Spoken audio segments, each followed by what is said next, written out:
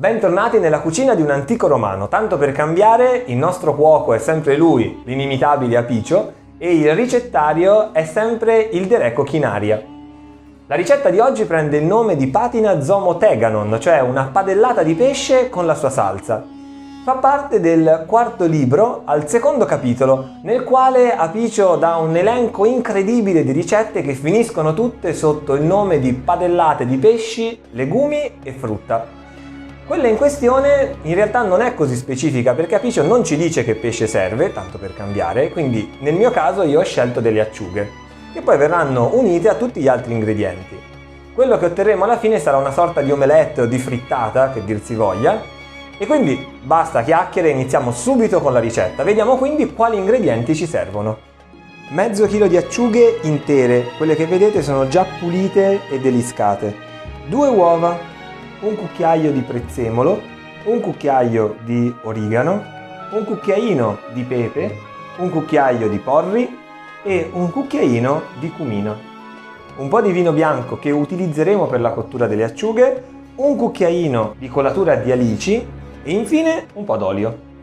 In una padella unta d'olio aggiungiamo il porro e facciamolo rosolare.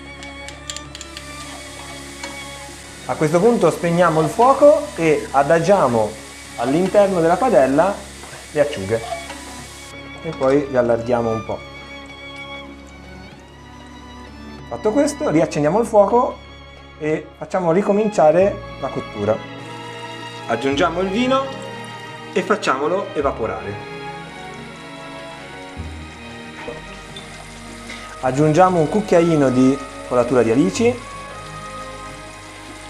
e un cucchiaino di cumino. Ed ora facciamo assorbire il cumino e facciamo cuocere per altri 5 minuti.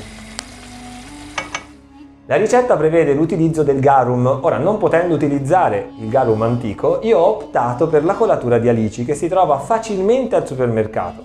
Se però voleste realizzare voi il vostro garum personale, potete seguire la ricetta moderna, definiamola così, che ho realizzato per il pollo di Apicio. Vi lascio il link qua sopra, quindi a voi poi la scelta.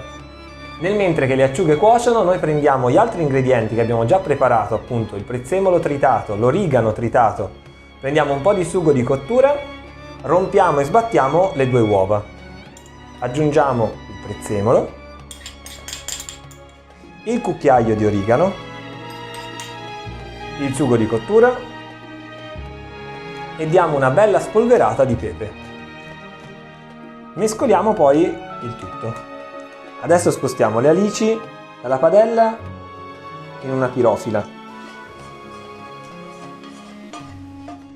Per ultimo versiamo il composto preparato in precedenza direttamente sulle acciughe.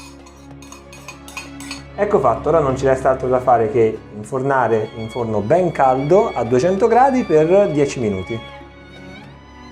Ed ecco il risultato finale, la nostra patina zomoteganon, che poi alla fine questo nome difficile non è altro, abbiamo visto, che una frittata a base di pesce. L'ultimo consiglio di Apicio è quello di spolverare un po' di pepe sopra la frittata. Buon appetito!